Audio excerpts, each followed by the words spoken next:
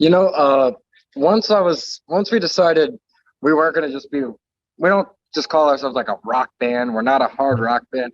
I think it's easier to write when it's like I'm writing what we want to write. We're playing the songs that we want to play. The idea pops into your head and you're like, well, actually we can do that because we're not trying to fill a genre, we think genres are dead and we're not making music that fits into genres. And, I think it is actually much easier because it's like, well, what do rock listeners want to listen to? Who cares? We're writing music. We're writing music to listen to. We're not trying to,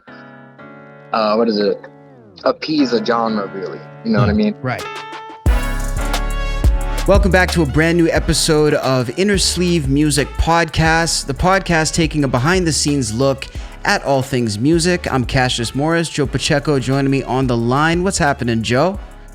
Not much, man. Not much. I always say that every time, not much. And I always tell myself, don't say not much. Don't say it. Because it's a trope, that you say, even though there's so much going on. It's like an auto natural response. habit to say, it's like, people, hey, how's it going? I'm good. But because you're just so used to responding, I'm good, or I'm fine, Anyway, yeah, so I'm doing very well. Thank you for asking. How's your week going so far?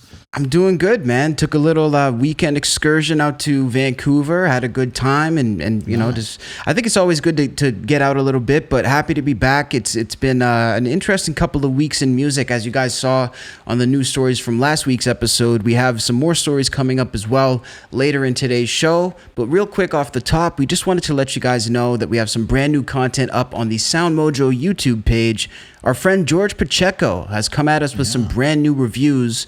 Joe, I don't know if there's anything you can tell us about these reviews. I know we talked about the Crippled Black Phoenix, which is, of course, the UK post-rock sort of progressive band. Yeah, no, George has been a writer at for WatchMojo and many other places, magazines and stuff. And great reviews, Crippled Black Phoenix, something I've never heard before, but I knew of, and I'm a fan of post-rock. I couldn't really it's more like something I listen to and enjoy, but I don't really go in depth and check out the band names and titles. Mm-hmm. I'll go through phases where I listen to it and then whatever. But anyways, all this to say, it's a great review. It was a great discovery. I really enjoyed listening to the last album of Crippled Black Phoenix. And he also did a review a couple weeks back of Panscan, which the album A Far Distant Corner of Nothing Special. I love those type of titles. Yeah, that's a cool title. Another band, Morlock, The Outcasts, both on Cineploid Records, which is really cool because the Panscan I'd never heard of either, but it was very almost like Italian, but Western, not Western, but cinematic stuff, So anyways, definitely Real check fusion. out George does a better job of reviewing it than I just did. But yeah, we hope to have more from George coming up. There's no set schedule kind of thing. It's as he meets and, and same thing we spoke with George about maybe even just writing about bands, following bands on tours if he can do it. I don't know what his life is like, but that kind of stuff. So we'd love to have some of those things on the channel as well. It'd be awesome to see more from George. Of course, we got plenty of stuff coming up. And speaking of the SoundMojo YouTube page, we are about to hit 30,000 subscribers, guys. I mean, Joe, this is pretty wild. I'm grasping at the 30. Come on, man. Get over here already, It's just within our reach, guys. We're getting close. So listen, I mean, as much as we want to say go hit that subscribe button to get us to 30,000, we primarily want to say thank you to all, 28, almost 29,000 of you guys who've been with us for the long haul here at SoundMojo. We really appreciate each and every one of you guys for checking in on the channel. Also, it's also just the fact that it's a platform for indie artists. I know there's much bigger ones and all that stuff, but I mean, everyone had to start somewhere. So here we are, and we're giving platform to indie artists, even in the show itself. Sure, we'll get the Steve Vai's, the those type Tobias of people. Forge and yeah, exactly. We always request those. Sometimes they come, sometimes they don't. But I love the fact that we touch everything in music, just this morning, we just sort of booked a jazz artist, you know, like, and, That's right. and then this week we also have another SoundMojo artist, Megan Morrison, will be on the show in a few weeks. A few weeks back, we taped Motorcycle Display Team from the UK, which are also SoundMojo the alumni, lads, basically. Yeah, the lads. That was a fun interview. Always fun with those guys. Those guys are hilarious. Anyways, so look forward to that. Potentially, I think it's October 7th. We're going to be putting Motorcycle Display Team, or MDT as we call it here. So yeah, there's lots of activity, lots of stuff on the channel. I worked all morning on another SoundMojo artist, AUR, which you most likely probably familiar if you watch the show. You've heard him. Not that you've heard him. We've never actually had him on the show, but you've heard his stuff on SoundMojo. And yeah, I think we're going to be doing the month of October almost every Monday, a new drop of a song and a video. So like, he's a busy young man in India, of all places, so that does incredible, like I find incredible EDM. Well, he has this he has a genre for everything that I've never heard of. Future bass, future this, melodic dubstep, future rhythm, future garage, all these weird names, which a lot of future oriented. Every time I go to like my distributor to get the music up on Spotify and all that, those genres are not there. So it's like I'm stuck with like electronic, you know, like it's funny that they still whatever. make you pick from certain ones. I'd like to see if they maybe let you write your own stuff, and then they start, you know, filtering in within the pre-made ones. Yeah, it's probably like, because, you know, like when you're a distributor, you have to put it up to like 150 different stores, so you're trying to cast the biggest umbrella to get everything that everybody sort of needs, you know, like so like, you know, maybe like, you know, obviously Spotify and Apple Music are the two big ones, you know, so they probably have more genre selection, but maybe some of the other ones are limited. I don't know. I just know like too many options sometimes is not a good thing, you know, but it's always frustrating because like I want to put, he told me it's Future Garage. I want to put Future Garage, but I can't. Anyway. So definitely check them out. Like we'll definitely put some cards somewhere up here, you know, like so that you could check out the playlist and stuff, and you know, support more SoundMojo artists and SoundMojo itself, you know. Today's guests on the show are the guys from Titans in Time, coming all the way from Cleveland, Ohio. They're talking about their latest singles, Pray, Frozen, and Work For It. They got 3 brand new singles. Make sure to go check out that music video for Pray, by the way, as well. It's going to be down below in the description. And the concept is searching for Bigfoot as a Bigfoot search team. It's a satire video. Joe, definitely no lack of humor when it comes to this band. Yeah, that was one of the reasons, like, you know, when we were proposed the band, we listened to the music and we're like, this is pretty interesting, you know, with the keyboards, like I was mentioning and stuff, you know, and yeah, the videos were hilarious. So it's like, yeah, let's get these boys on the show, you know, they need all the help they can get, and they're great, good stuff. You're going to love the video. And cool part is that we got them signed for SoundMojo, so we'll also have them on the videos on SoundMojo, so it'll be interesting, but definitely stay tuned to the end of the show for the interview. I'm sure you guys are going to really enjoy it. Jumping into a little bit of music news, the pop princess herself, Rihanna, has evidently come out of her long 5.5-year hiatus right after having her child, and it looks like she's going to be headlining the Super Bowl halftime show. Now, this comes after the news that Taylor Swift declined to perform at the halftime show, and I don't think we're exactly clear as to why, Joe. No, I couldn't find any reason why, but we are definitely going to speculate about why. That's right. So what would be your first speculation as to why Taylor wouldn't take it? Because, I mean, thinking about her position in music, they seem to want someone with at least 5 years in the game, and Taylor Swift far exceeds that. I mean, why not take the opportunity? No, the first thing that came to mind when I was thinking, like, why wouldn't Taylor Swift is conflict. You know, maybe there's other stuff going on, or she already has something prepared, booked, who knows. But yeah, why wouldn't you? What do you think? I think it could be a combination of issues. I think the NFL has definitely taken a hit in the last couple of years. There's actually, and we have this list coming up in a second of artists who actually have declined the Super Bowl for various reasons. But of course, the whole situation with Colin Kaepernick, there's been many different situations that I think have affected sort of maybe artists wanting to attach their name to that brand. So maybe that could be where Taylor's coming from. But again, she's not directly getting up and saying this. Rihanna, by the way, also in 2019 was asked to do the halftime show, and she declined, citing it was because of Colin Kaepernick, Joe. So, I mean, I'm not sure exactly what's changed, but it looks like she's made a change of heart. Yeah, well, I mean, we were thinking about Kaepernick. Yeah, he's not playing, is he? He's not currently playing, no. And there's Rihanna holding an NFL ball. This tweet racking in a whopping 1.8 million likes. So one of the most liked tweets ever, actually, Joe. I think Elon Musk has the record with I think 4 million likes. So definitely huge. So again, it's a sharp turnaround. It's a 180, or from where she was before. The quote that she had about this was, "I just couldn't be a sellout. There's things within the organization I do not agree with at all, and I was not about to go and be a service to them in any way." That's why I was wondering, because the Kaepernick the situation sort of died or faded away, but it's not, he's not playing. They still don't let him play and all that, and so I don't know. I wonder why. Well, let's be honest. I mean, maybe she was just saying what was politically correct at the time, and also maybe she just changed her mind. I mean, at the end of the day, we're allowed to change our minds too. Maybe she found out more about the situation. Maybe she had a conversation with Kaepernick. I mean, I'm sure she definitely has the resources to do so. But we definitely want to know what you guys think. Are you excited for Rihanna to play the halftime show? And why do you think Taylor Swift said no? I think this is curious. And I also wonder if we're going to see any special guests with Rihanna. For sure, right? I would imagine it would be special guests. A$AP Rocky and her, of course, they're together now. They were spotted at the studio last night.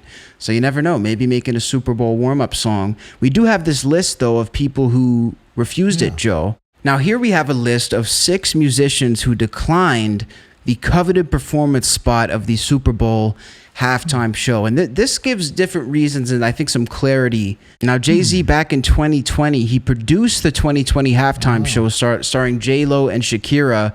He was also at the latest halftime show with Dr. Dre because obviously he wrote one of Dr. Dre's biggest songs. So he's been in and around the world of the Super Bowl for a while, but never wanting to jump right in. It says he was specifically asked to perform in 2009. He said no, and that's pretty much all it is. I guess he just said forget it, and he wasn't going to do the halftime show that he wanted to bring if it was going through the NFL. So, I mean, listen, if you're in a Jay-Z mode, I think you can afford to say no. Maybe there's been a couple that have gotten some pretty heavy backlash from performing at so it's like a risk now, even though it's world stage platform, it's probably the best exposure you're going to get, but it's also, you can get burned a bit by that exposure. I don't know. I'm just speculating here because remember when Chili Peppers were there?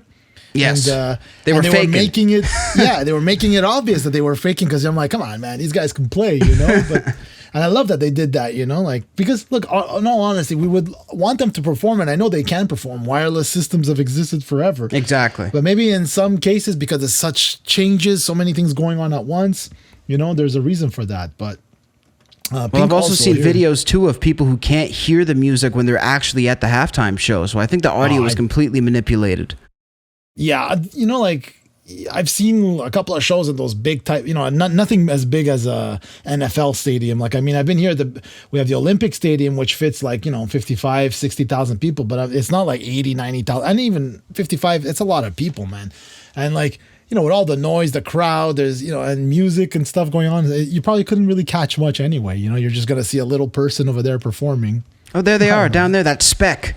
Yeah. And, it's always constantly moving and shifting. Last year was cool with the Snoop and stuff, where it sort of was a bit fixed in a place, and stuff moved around it. But, you never know what to expect, So Pink opened up about her decision to turn on the halftime show in 2019. Everybody that does it gets, so there you go. We were just talking about it. Does it get persecuted, So there's definitely a reason. Example, if Taylor Swift or whoever doesn't do it, okay, they lose that opportunity and whatever, but they're already at that level. They don't need that. Right?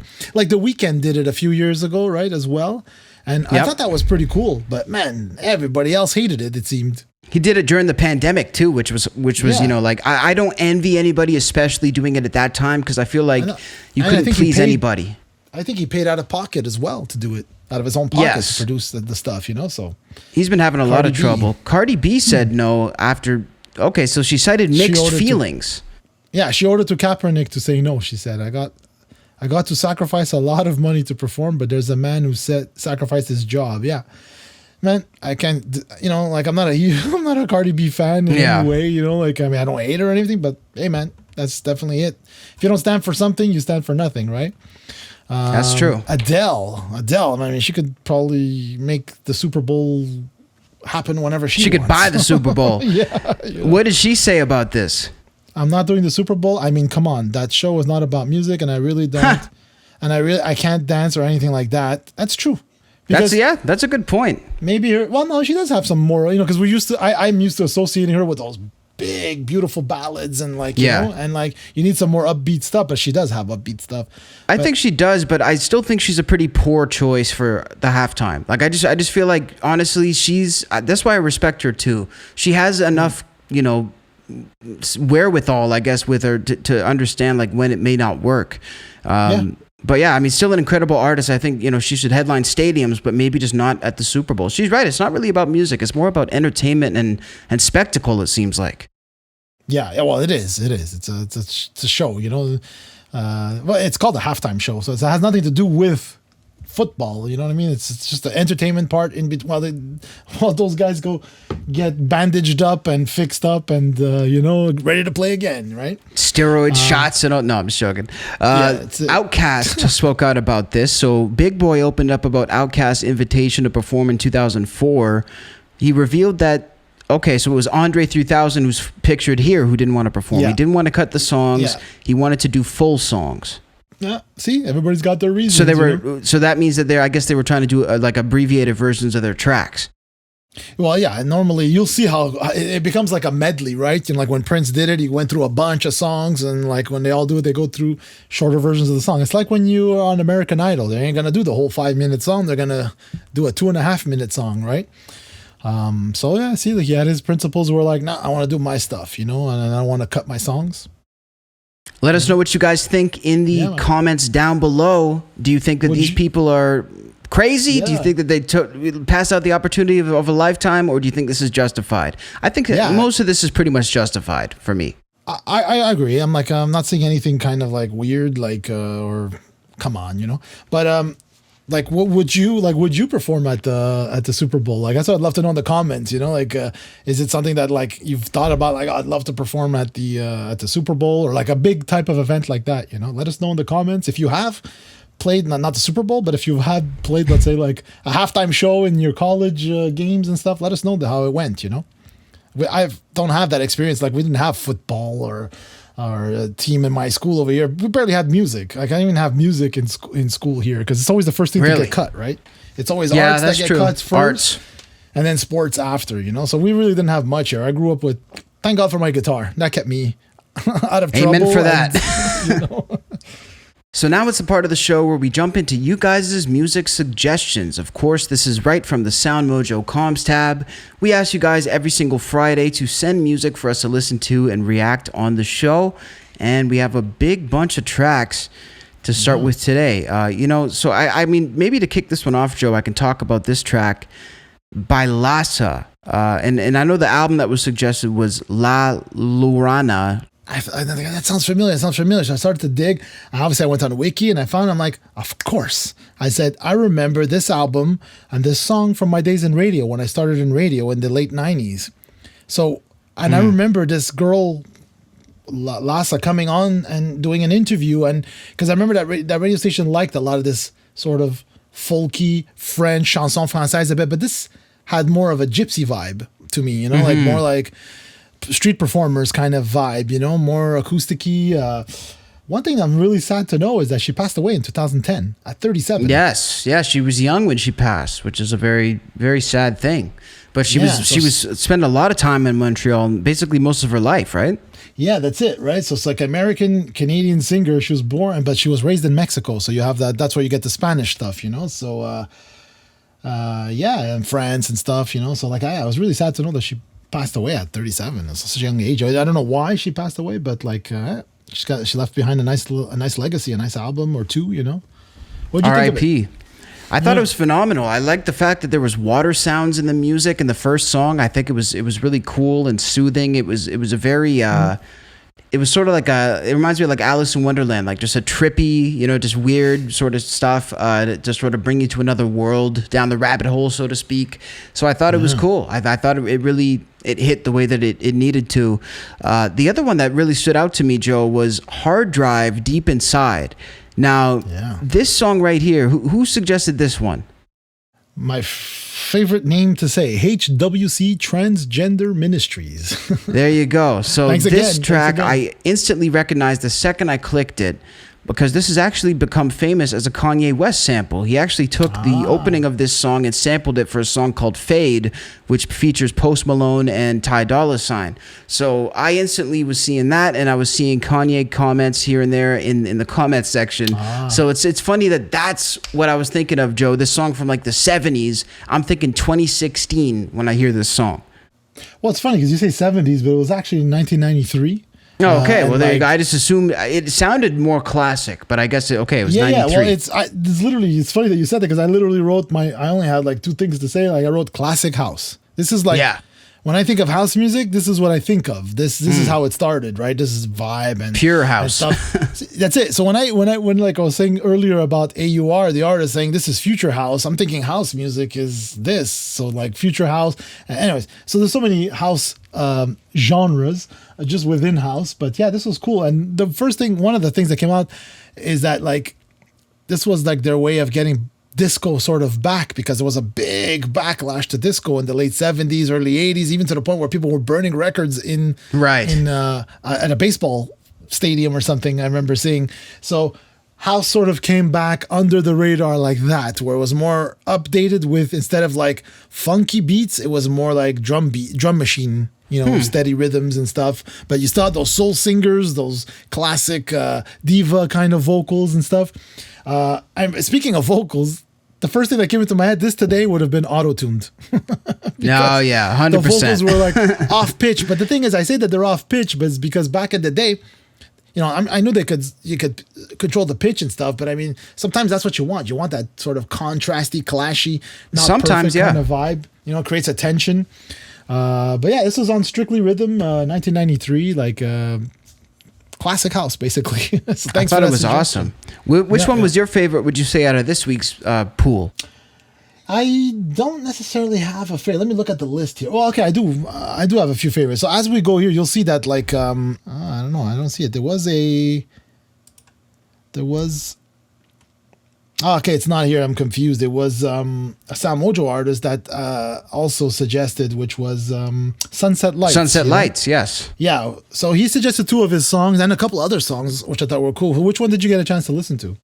I dove into 4 passages, and this one, the thing I liked the most about this one was the way that the guitars were produced. Each strum of the guitar, you could hear the strings so clean. I like when you can hear that presence in the body of the guitar, so to speak. And I thought that the whole thing was like a relaxed vibe. This is a song that like you could just sort of, if you're on like a road trip or something, or like a long trip, just sit back with your headphones, close your eyes, and just really enjoy this track. And it kept me hooked in for pretty much the whole thing. So I think it was definitely very relaxing. Yeah, so it's definitely one of my favorites, because like I have a little soft spot for him and the SoundMojo artists in general. But like, I mean, I've mentioned him before in the channel. Like this guy is like Dallas Green, that whole City and Color vibe, right? This guy would send in songs and record them, and I thought they were like great, because like I said, like the whole City and Color vibe, super poppy, very simple. But he recorded and mixed on his iPhone. The first couple of songs that he put on SoundMojo, that we have on SoundMojo, can definitely go check. We have a playlist. But now he's working with a producer, and that's what it's funny that you say that. Like it's like you hear the guitars, a lot more instrumentation, more separation in the stuff. But I mean, so he's really advancing his craft. Yeah, but at the end of the day, it's the songs. It could sound better, bigger, well produced, whatever, or indie. But he's got something. the songs. But the songs were there for me, anyways. The way I hear them, So I definitely check him out, man. He's a great artist. Another one, if you want to stick with the SoundMojo, is AUR. He suggested last week on the last thread. He suggested what do I have here, because we're not going to see it on the page. Oh yeah, Set the Sky. Did you get a chance to listen to that? I did, yeah. This was interesting, man. Again, like it was a whole sound album, effects, right? And yeah, I listened to a couple tracks. Same I here. liked the way that there was different sound effects included in it. Like there was sounds that I'd never even heard before. I found myself asking, what the hell instruments were these, that this was being made with? But it was cool. I mean, I liked it, and it was, when you talk about genre bending, this was all over the place in a good way, though. I think it was really interesting. What did you think of this? Well, I thought I liked it. I sort of lump a lot of these because, like, again, I made the comment of like, we don't know what genre this is. Is future bass, future house? I don't know what it is. But I sort of group these songs into electronic pop because they're actually poppy songs. They're very catchy, very simple, and they're electronic, in the sense that like they're, drum machines and, maybe not straight out guitars. Occasionally, I'm sure there are. But yeah, I enjoyed it. Listen to the first 3 songs, nothing stood out in terms of bad or something that I would nitpick on. Definitely a good listen. Pop it in. You're not going to have a bad time listening to this. I think it was awesome. Yeah, well, yeah. Then in that case, you're pretty much screwed. I also found that Lola Marsh, Only for a Moment, this song stood out. I really like the soft drum pattern on this, and I can't tell if this is a duo or if this is it looks like a duo, right? It looks like a duo because we only see 2 people in the video, and how cool is that freaking video? Yeah, it was very, very well. Everything about it sort of had me intrigued. Well, because it's like a ping pong game, but the whole play, the ball was in time with every section of the song. It was perfectly tempoed with the song. Talk. So the beat could have been the ping pong table. So that was cool. So cool. The song sounded familiar to me, and I'm sure I've heard it before, so I definitely like the sparse feel, minimal instruments, because like I said, it was just vocals, again, harmonies, and like sort of a rhythmic, percussive kind of sound, but I was just mesmerized by how they nailed, like, I don't know if it's special effects or not, obviously it must be, and just to time the song, with the ping pong game. I thought that was so cool to see. Yeah. Definitely my highlight, though, of this entire week has been the Lhasa album. I mean, definitely, I think this is the only one that I actually went and ran to my Spotify to add, and I'm going to be looking into more music like this, too, I think, as time goes on. So I appreciate you guys for sending me enough stuff to actually continue every week to add to my playlist. I mean, this is the only way I'm going to find new stuff, Joe. Yeah, and I love the fact that it's like a mirror of SoundMojo in the sense of like where it's genre agnostic, right? So we have that's it from EDM to what I would consider gypsy-esque chanson française, almost folk songs, and then like to Dallas Green vibes with Sunset Lights, And then there was a Beatles one that somebody put. This one I wanted to. Did you listen to the Taxman song? I actually love this song, the Taxman. I will say that I think Revolver is like in my top 3 Beatles albums at least. I'm not going to say where it is in the 3, but Revolver's up there. I think it's a massively under-discussed Beatles album, and that song always just sort of creeped me out because it is sadly accurate. Quite a bit accurate. Oh yeah, it's very accurate, like scarily so. But what I found interesting, because it was a 2022 mix, I listened to both, and I wanted to hear them side by side, because the cool thing when people like don't touch the original mixes because they're legendary, right? Exactly. But they could use some improvement, and not in the sense of improvement, just more of the technology has improved to what we had back then, so it can be clearer, better separated and stuff. But like, yeah, don't change, like, if the guitar is here on the left only and because it's important to that song, don't put it in a huge stereo guitar kind of thing, like, don't change the song, basically, just improve upon it. And that's what I thought they did. I thought the mix was much clearer, brighter, but not like, if I was listening to it, I wouldn't think, wow, they changed the song. No, not at all. I've still got the same vibe from the song. Perfect. I didn't like it. That's exactly what you want. Yeah, for me, it was exactly what I wanted. It was just an updated version. Like, I'd love to hear some of those old Zappa stuff, some of the old stuff remixed, but like just maybe clearer or whatever it may be, and without changing the feel of the song, like a remix basically. But yeah, I thought this was good. Did you end up noticing anything different, or you already knew the song and that was enough? I already knew the song, so I didn't even realize the 2022 remix aspect of it. But I mean, I've heard the song a million times, so yeah, I definitely I love it. That proves to me that, like, you didn't go, hey, this is different, something's different here. It was the same for you. Exactly. So I honestly I think that's good, because again, that shows that it was a quality mix, right? Yeah, and like they didn't mess, because it's like sometimes you have certain producers that will come in and like, okay, I like your song idea, but like everything else sucks, and then rewrite the song for you, and it might be better. Hey, who knows, right? Like you take a whatever, but like I've always been the type of guy where it's like I'm already so into you. I love what you do. Why would I want to change it? I would just maybe let's fix a couple little things, but I wouldn't rewrite the song for you or change the way you're doing it. So this is kind of the vibe, It's like if it's an improvement on the original, basically. Not like, hey, you're not an engineer saying, look at my mixing chops. I can make it sound way better. That kind of vibe. Now we're going to hop into our conversation with the guys from Titans in Time. We really appreciate them for taking the time to stop by, calling in all the way from Ohio. And definitely good vibes with these dudes all around, I would say. We had one of them mobile. We had some of them stationary. It was... yeah. It was fun. It was interesting to hear, like... it's almost like it's funny that we're talking about genres a lot, because we talk about a lot of genres here, and the fact that like the mixing of the genres, like I'm blurring it even further, because like they have a bit of a almost like a pop, but heavy enough to sort of still be metal, but like not afraid of keyboards, and that's what I love. Yes. About it. A lot of eclectic different sounds in here. We know you guys are going to enjoy it very much, and we hope to catch you guys afterwards. Stick around for our closing thoughts right after this.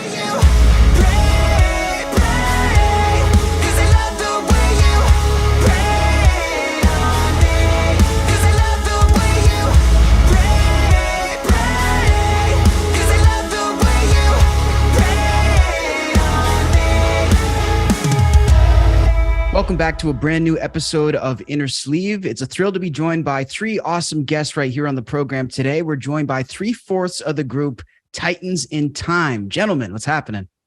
What's up? Hey, not too much. Thank you so much for taking the time. I know you guys have your drummer on his honeymoon currently, so it sounds like good time. So you guys are holding down the fort? Oh yeah. Very cool. Beautiful. And where are you guys calling from today? Are you guys currently in Ohio, or are you guys dispersed at the moment? Yeah, we're all in Ohio at the moment, besides Matt. Right. Nice. Very cool. So how far exactly are you guys from each other in Ohio? Maybe give us a little bit of a mental here, a visual here. I'm about 10 minutes from Matt, who's not here, and we're in the Bainbridge area. And then I want to say Josh and Zach are about 45 to an hour away from us. Okay. I'm about 30 minutes. Zach's a little bit further though. He's about an hour, I thought. I'm an hour 6 minutes to get to practice. There you go. Exactly, right? And when you do it every week, you remember how long it is. Yeah, exactly. No, that's the thing. So I mean, in terms of, because we were talking to another group who, they live in, I believe, Illinois, it was Texas, and they were sort of dispersed in this way, and they were saying it wasn't that different for them once the pandemic hit to sort of be working spaced out. For you guys, do you guys often work virtually, or are you guys always driving to see one another? We do like a mixture of both. Okay. Like when it comes to songwriting, that's primarily like digital. We send ideas back and forth between each other, and then just hammer it all together and fine tune everything we get together. Very cool. And I mean, in terms of these sessions, like the number of sessions, how many sessions are we looking at maybe per week? One minimum, unless we have off weeks for, holidays or obviously Matt's wedding. And yeah, so we'll practice once a week, and the writing, since it's kind of like a virtual writing, it's, it's being in a band's full time. I mean, if you really break it down, when you're not working at your job, you're working, from 5 to 9 every night, just trying to make sure everything's in order and all that good stuff. But as far as physical meetings, it's at least once a week. Interesting. So maybe tell us more about that virtual writing process. Like, how exactly does that play out for you guys? It plays out well. We'll get, you write 40 songs to get one good one. Right. So it's just it's a collaborative effort from everybody, and the practicing once a week is really good, because even if we don't send the idea out, you just jam on it. And we're like, especially Josh and Matt, they're really like jam and like groove players. Right. So when we're fleshing an idea out, we're just grooving, we're having a good time.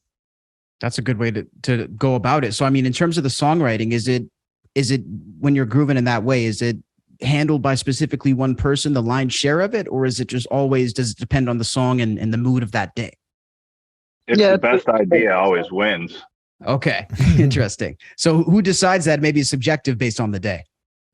I mean, it's really a collaboration of all of us. Like, there isn't a single writer in the band that's, predominant. This is what I do. Like, we all kind of have certain ideas that we bring to the table. So ultimately, whatever is best for the song wins. And then once we get into tracking, like, our producer always has some good ideas that he brings to the table with us as well. So if we're kind of at a standstill between ideas, like, he basically has the ears. So we go off of what he says. So ultimately, it's always what's best for the song. There's no egos in this band. We're not one of those bands. So it's a pleasure to be in a situation like this.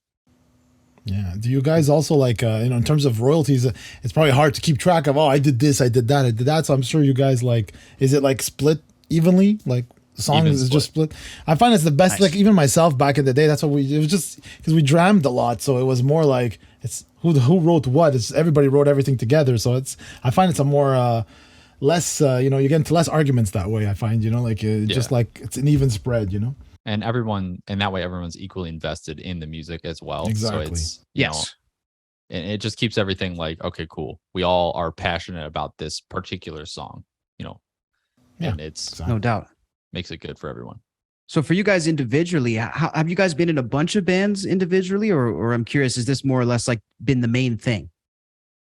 Yeah, we're actually all like I had a few bands before this one, but this has been the best bet. And Josh has been in a lot of bands.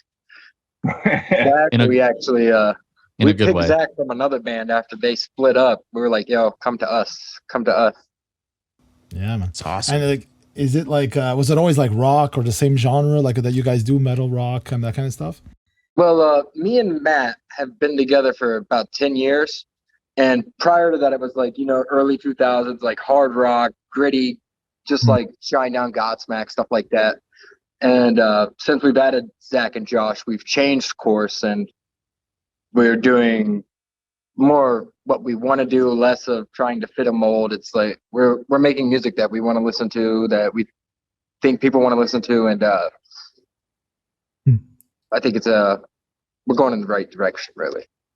Yeah, well, I mean, you got to do what you love doing because, like, you have to keep doing it, right? So you want to keep like enjoying it, or else, because if you're just doing something to fit into a mold, once that's gone, you got to find another mold, right?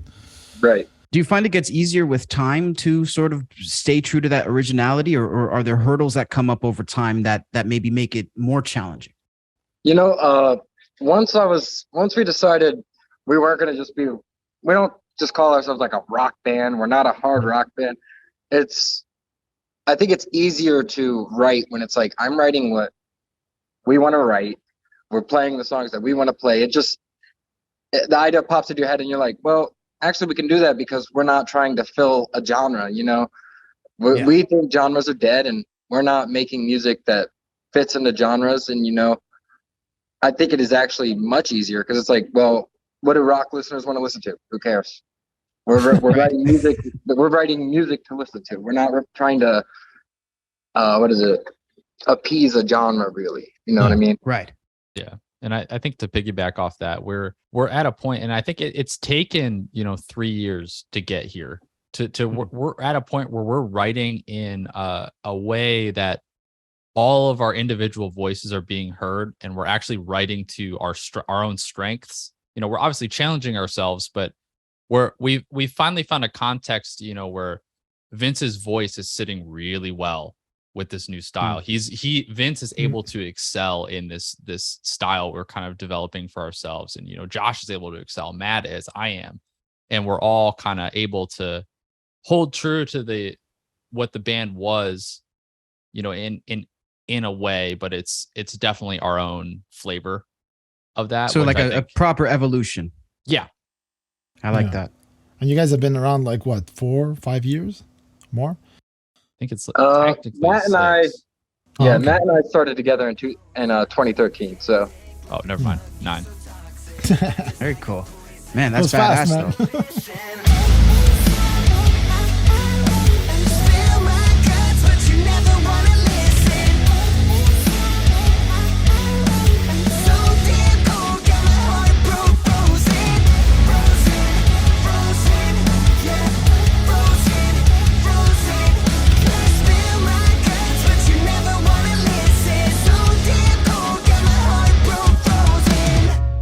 about the genre thing, because I've heard a lot of artists recently saying that genre is sort of a dying concept and it's nowhere near as important as it used to be.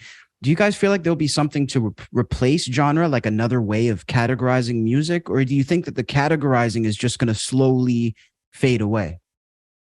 I think in order to bring originality, in order for music to keep being original, the genre has to go away. Because like, what hasn't been done in rock music? What hasn't been done in metal music? I mean, everything's been, the only way that we can get new sounds in like back in the early 2000s with new metal. That popped out and everyone was like, whoa, what is, you're doing two genres? And a lot of people hated it. But Yeah. if you look, new metal is actually the most commercially successful variation of metal. It hit the pop charts and everything like that.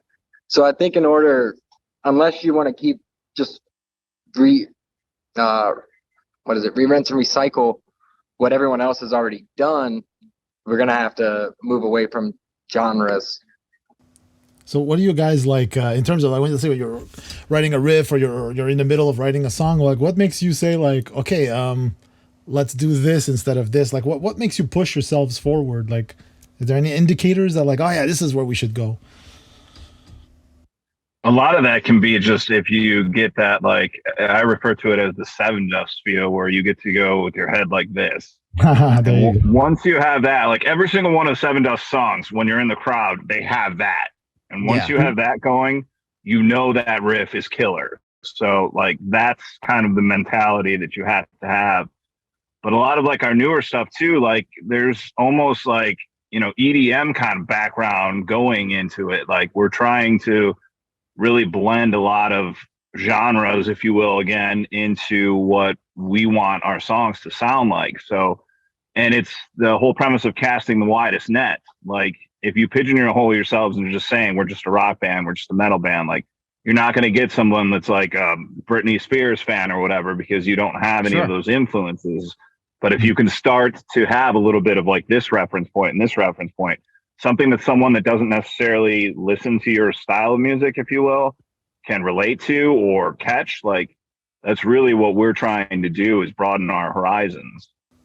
One thing I know, like when we were listening last week, Cassius and I were listening to your stuff and to reach out to you guys. The first thing, like, I mean, I've listened to metal my entire life. Like I was around when, you know, let's say like Master of Puppets was released, all that stuff. So I grew up with that stuff. But when I heard you guys, the first thing that really caught me is because I'm really into like a lot of synth heavy music. And I noticed right away the arpeggiated synth lines. I'm thinking, oh, this is so cool, because you don't normally get this. You know, like a lot of rockers want to shy away from synths and stuff. But the way you guys do it is really cool. So like, is that something new, or who does that, or who came up with those type of like lines and stuff? So I was working in Walmart and I heard Sunglasses at Night by Corey Hart. And I was like, man, that synth riff is so catchy. And I'm like, it's a pop song, but it's almost a rock song. Yeah, exactly. Yeah. I'm like, yeah, I was around in those days when that came out. That was like huge. And I was around in molecule form, but you know, I've went back and listened. So I got the spiky hair, everything. Yes. It's like Duran Duran though, right? Like they have that pop, like we were talking about, Joe, like that pop sensibility, but also that harder undertone that kind of pushes it to rock, right? Sick players too, you know, in the background, you know, it's not obvious, but they're good players, you know? Yeah. How do you guys feel about Latin and sort of international music coming into the scene? Because we talk about sort of the genres fading away. Now it almost seems like language seems to be fading away. We have the K-pop, we have stuff from all over the world. Do you guys see this pushing the genreless music sort of movement, I guess we could say, because it's a lot of artists who want this sort of more to the forefront and helping? Oh, most definitely. I like a big influence to the direction that we're going now is I'm a huge fan of a band called One OK Rock out of Japan. Okay. And they kind of do that, like over in Japan, they sell out stadiums and they come here and it's like they play the Agora and they're not a headliner, but they write with like Ed Sheeran and stuff like that. Wow. And I was like, they have this, it's rock, but it's almost pop. And they're very diverse in what they do. So I was like, I think that's where music's going, is the more people you can unite with one song, the better. I feel like. I've witnessed the whole, you can't listen to this if you listen to this guy or this band, you can't listen to this. And now it's completely different. Like we were saying, K-pop into metal, like a lot of, even like someone we just had on the show last week was, his favorite guitar player is a British guy, but his favorite guitar player is Hote in a Japanese guitar player, you know? So it's so crazy how everything is really being blurred more and more as we go. Yeah. Oh, yeah. And I used to be like that. If you ask 13-year-old me if I'd ever listened to Justin Bieber, he'd have been like, hell no, metal. But I'm like, Justin Bieber's amazing. Like, he's one of my favorite artists right now. Yeah, I listen to a lot of them. I'm like, Because you're just within their own fields, right? Yeah, and you're coming from also like a songwriting perspective. You realize, well, not necessarily that he writes his stuff there, but I mean, like some of the stuff is really like, wow, that's really cool. Like, well done, you know, on some of the writing. You know?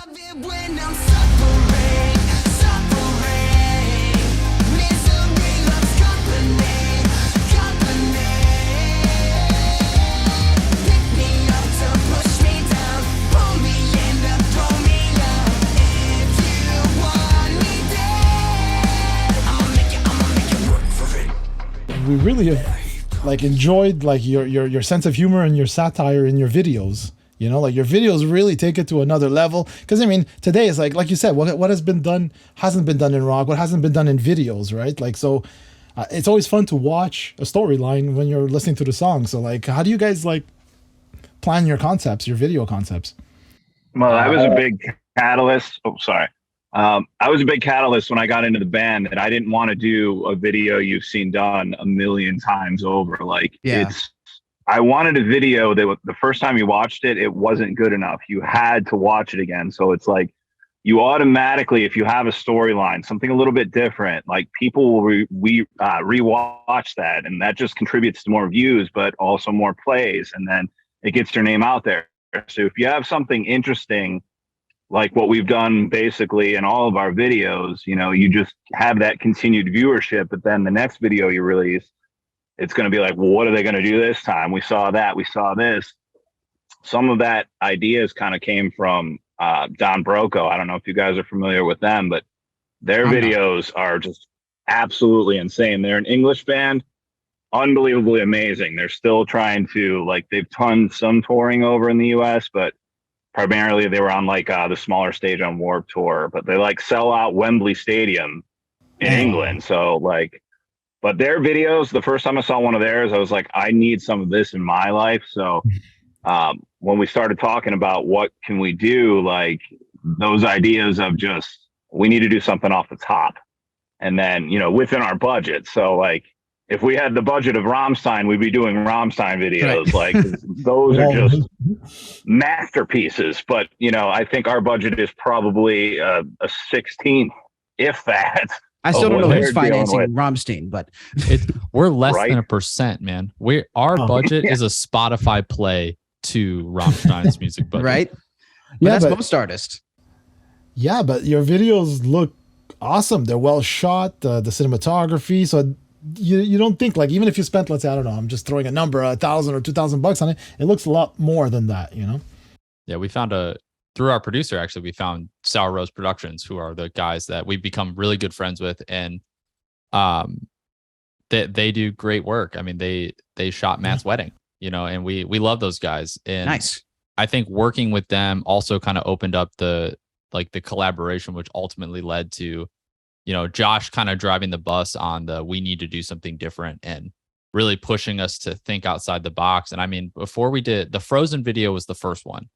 And I think we had like 3 or 4 like 2-hour phone calls with them, just trying to brainstorm what we were going to do, just trying to figure out a concept and work through an idea. And we ended up on movie spoofs. So at this point, each one of our music videos is a spoof of it's a loose spoof, but it's a spoof of a movie. So like Frozen is Clue, Work For It is Ghostbusters, Prey is totally. Now I get it. It's Strange Wilderness. The dots are all connecting. You can see it live here. Seriously, like bing, bing, bing. Oh. So, and you know, we had the idea from the get-go to kind of do like a prequel or like an alternate timeline version of Frozen for Work For It. So if you know, it's the same house, it's the same like poltergeist girl, except in Work For It, we're Ghostbusters. because we had foresight Right. and we decided, well, we're going to do something about that. That's So cool. it- So makes it's it fun less of for us. an individual process. It sounds like, at least for these videos, it was more of a group process for like a multiple productions. Yeah, it has to be. I mean, it can't be, Okay. I think one person can kind of drive the ship on an idea, but to really make it happen, I mean, it takes everyone on the team. It Yeah. takes everyone from the band contributing ideas. It takes, and half the ideas we thought up there that day. Like we had treatments, we had scripts, we had ideas, but it's just, again, riffing off each other and being like, well, that would be silly. Mm. And No doubt. and we're like, yeah, let's do that. Because Yeah, and a lot of the times, like we'd watch playback or whatever, and if we started laughing at like the playback, we knew like, okay, that's money. Like that's a great idea. Good thing we did that. Like so, like Zach said, a lot of that though, like I remember in the Frozen video, like we didn't have the treatment for the one scene where we're like doing like the kind of Scooby-Doo reference where the door opens and we all fan out from the back. Like Right. that wasn't written in any of the treatments, but that was just on the fly. Like, hey, this might look funny. Let's do that. And then once we had the humor involved, we were like, okay, let's keep raising that bar. Yeah. How long See, did it that's take to shoot? Let's say like Frozen. Like how long does a shoot like that take? that was one That day. was 2 days. No, Was it 2 2 days, days? remember? Frozen was Yeah. Oh, that's right. Frozen was 2 days. Mm. And like, is there any tips? Like, cause like, for other bands or other indie guys like that are looking, is there any tips you guys would suggest to avoid or what to look for? Or I would just work with people that you can work with. I mean, I know that sounds dumb, but like talk to people, like have some phone calls with a couple different production guys or videographers or even photographers. You have to have someone that you can collaborate with, because some videographers just want you to bring an idea and they're like, no problem. They'll shoot it. It will look amazing, but they won't give you any feedback. They won't push the idea. They won't, they'll just kind of be the man behind the camera and leave it there. More of an employee, less than like a collaborator. Exactly. Yeah. Find guys, and find newer guys. Sour Rose guys are new. They're just starting in the professional videography scene, and it's just like, they want to grow, we want to grow. It's just a very, very good relationship. Well, Frozen was the second music video they ever filmed, period. Wow. That's so, amazing. and then once we saw that back, we were like, all right, we got to book these guys like long term. Like, this is amazing, So, like Zach said, though, they're young, they're hungry. You just need to find someone that's like-minded, really. Like, you have to be able to collaborate because, like Zach said as well, like, there's certain people that if you have an idea, they'll film it, but the idea may not necessarily translate into a story. And that's one thing that I felt like all of our videos have had a storyline behind it, where it's not just, a band shooting in a garage with like lightning in the background or something, like we didn't want something that's been done time and time again. We wanted something that people haven't seen before, but yeah, we still have to have like the live playthrough references just so it's not completely off the wall. I don't necessarily know how well that would translate. I mean, if we're a lot bigger of a band, I think people wouldn't care at that point. They just, love to see it. But, a lot of that does boil down to you need to find someone that you can riff off of and then actually build a full storyline as opposed to just a music video that really doesn't make any sense. Exactly. Just with a video vixen or just any of the stupid stuff we've seen 1,000 times, right? It's so played out. Wondering about some of you guys' performances that you've done. Obviously, you've performed with some incredible bands from Godsmack to Hatebreed to Motionless and White. I'm just wondering if there's sort of any of those moments that you either really looked forward to beforehand or moments that really stood out from any of those bands. Well, I'll be the first to say that was before my time with this band, okay. I should say. But just as a reference point, one of my older bands was a band called Switch.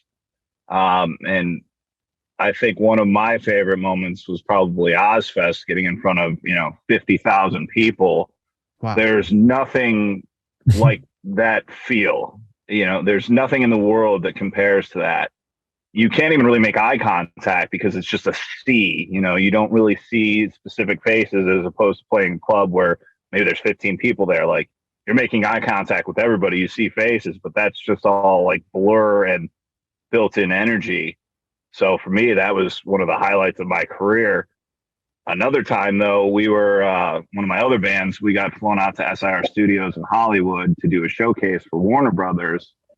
And we had finished our showcase, and the room next to us, I kind of heard noise, and I was like, it sounds familiar. And then I walked outside, and I heard it a little bit louder, and I'm like, oh, that sounds like it could be like a Kiss cover band or something. Like, that sounds really good. Like, so we were waiting outside, and 20 minutes later, out comes Paul Stanley, like, Wow. hey, I heard you guys over in the room next door. Like, you guys are fucking awesome. Like, and he's like, I'm Paul Stanley. And like, I wasn't expecting it. So my initial reaction to him was, yeah, I know. I mean, nice to meet Yeah, you. no shit. Like, when you're not expecting to meet someone in that, like, just like that, it was just pure chaos for me, like, I never really get starstruck meeting people, but like, that was kind of like an unexpected, oh, Pun intended. you guys were actually, yeah, but it was just an amazing feeling. Yeah, you never know.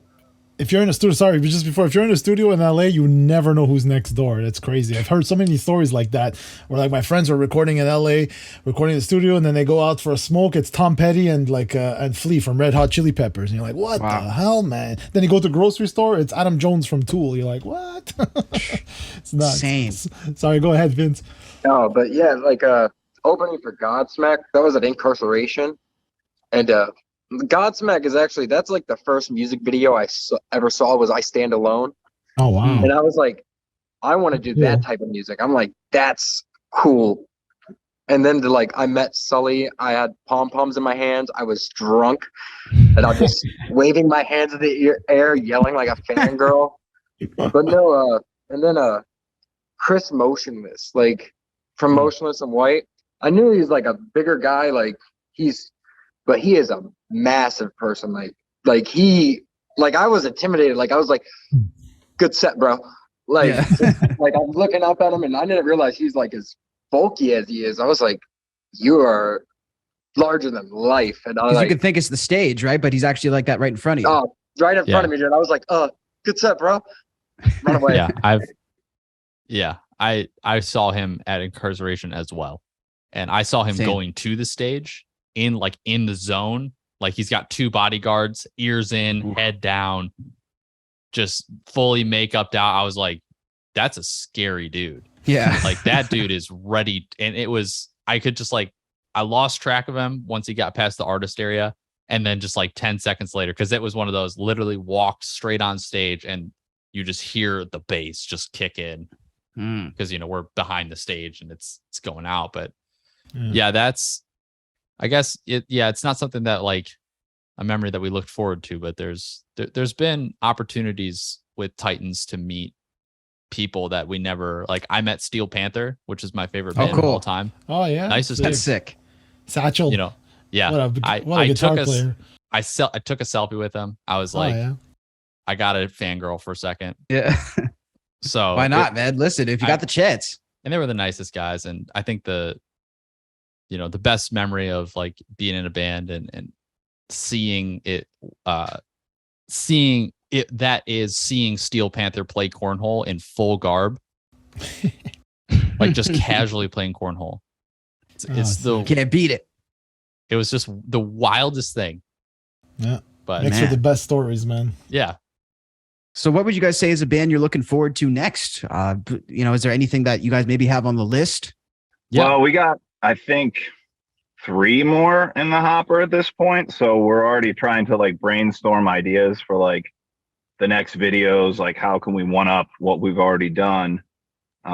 So really, we have 3 or 4 more shows coming up soon. So obviously we don't want to take too much of our energy away from, perfecting the live set, but yeah, I guess just the future releases. So to wrap up here, of course, here at Watch Mojo, we're well known for our top 10 lists. We did want to pull a list and see if you guys could guess what the top entries in the top 3 were. But before we have you guess that, we just wanted to ask you what your personal addition to this list might be. So the topic for this one is top 10 guilty pleasure songs. And I know we all have at least one. We need Not Ready to Make Nice by the Dixie Chicks. That's your guilty pleasure track? Okay, There you go. Josh caught it one night we were coming back from Pennsylvania, and I was jamming out. And then silent. He's like, "Are you done with that pussy shit?" I love it. I had just woken up too. It was the middle of the night. It was probably 4 or 5 in the morning. So we were driving, and something must have jarred me awake from the van we were in, and I was just like, "Is this really happening right now, or am I having a dream?" No Well, doubt. Whatever it takes to keep you awake, too. You know. Yep, for sure. So is that your track then, Josh? No, this is a very, very tough question. I think it is. I think guilty pleasure would probably have to be "Kiss the Girl" from The Little Mermaid. Oh, that's a good one. That song for me, like, it's, as a songwriter, that's just a masterpiece in and of itself. Like the whole entire song. This is so hard, because then you could Call Me Al. Like literally that entire song is a hook.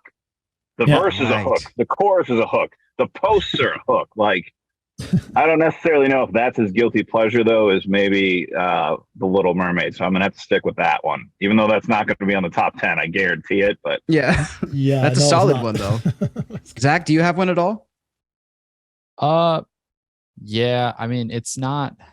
It's weird because I feel like I don't have like a song per se. It's like if I had to pick a song that if I like threw it on and I'm like, you're gonna sing every word to it, it's probably "You Raised Me Up" by Josh Groban.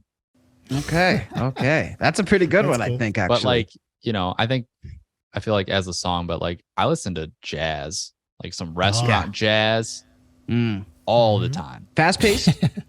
It's just I just let Spotify take the wheel on that Just one. take you. Yeah. Dim the I like lights, that. throw some jazz on. Restaurant jazz. That's the first time Oh, I've heard that yeah. expression. Yeah, man. Have you ever cooked to restaurant jazz? I will be No, tonight. Throw some jazz on and cook some pasta, dude. It'll taste way better. I love jazz. I've just never heard restaurant jazz. That's cool.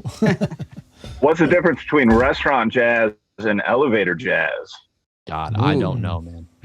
I No don't think clue. there is one. I don't think anybody knows, No. to be fair. We'll have to find that out. That's the guilty part. I don't know anything about jazz. That's the guilty part. Okay. Well, our top three. Let's see if you guys could have predicted these three. So number 3, guilty pleasure song is "Love Story" by Taylor Swift. I think it's a can see pretty Okay, I can see pretty that. good selection, right? Number 2, "Call Me Maybe," Carly Rae Jepsen. Ooh. So I think that's Yeah. even though that's a pretty Yeah. popular track, to be fair. Yeah. And Number one, do we have Backstreet Boys? Oh, that would have been a good guess. There's Oh, no. that's a good guess. There's no Hips Don't Backstreet Boys on Lie. this list. Hips Sorry? Don't Yes. Lie by Shakira. Oh. Oh, No, Hips Don't not here. Lie. No, You want to reveal it, Joe? Yeah, I would say, and we love this because now it's gonna be in your head for the rest of the day. Is "Wake Me Up Before You Go" by Wham. Yep. But what's funny is it's true. There's no like Backstreet Boys here, which I'm surprised. But there's Believe from Cher, obviously the audio tune. In Sync. Classic. There. Yeah. That's some good stuff here, but yeah. Awesome, guys. Well, we're glad to have you participate in that. And gentlemen, thank you so much for joining us on the show. Do you guys want to let people know where they can find you on the web or anything like that? Yeah, you can find us at titansandtime.com, or you can Spotify, Google Play, Apple Music, Tidal. We're on all of those. And then, of course, YouTube and Facebook. Links will be Awesome. down below for sure. Awesome, guys. Thank you so much for your time. We really appreciate it. Thank you. Thank you for having us. Awesome. All right, take care.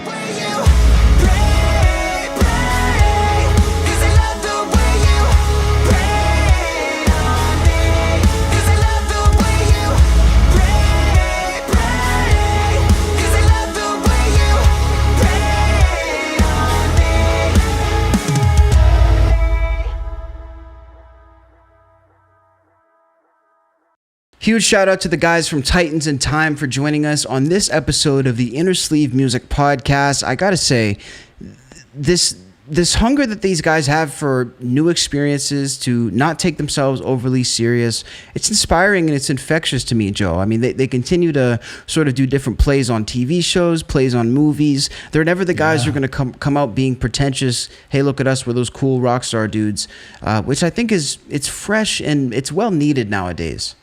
Yeah, and it's like, the fact that they're very serious too, like that's the cool thing I love about it, because like, they don't take themselves too seriously. They'll have fun in the videos. Why not, right? Because they know that a good video, everybody's tired of seeing the same stuff. So you need a good video to keep people interested in watching, and I really think they have that. And the songs aren't, they're just up to par, and they kick ass, and they don't mind the whole genre stuff, the fact that it's like, they'll mix in anything. But like, anyways, getting back to what I initially want to say, is a very serious band, very organized.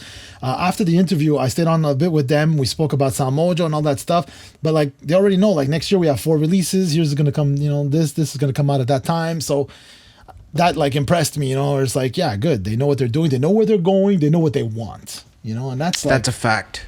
Half the battle is just that alone, It's exactly what you need. And shout out to them for taking the time to not only come on and share their experiences with us, but all the up and coming artists, almost 30,000 of you guys in the SoundMojo community. Hopefully you guys had your notepads out, because there's plenty of good tips for you guys to get where you need to go. And we appreciate you guys so much for checking in. Make sure to hit that subscribe button as well on our YouTube page. Let's get to that 30,000 subscribers. Also check out the Innersleeve Music Podcast on Apple, Spotify, Stitcher, everywhere you can get your shows.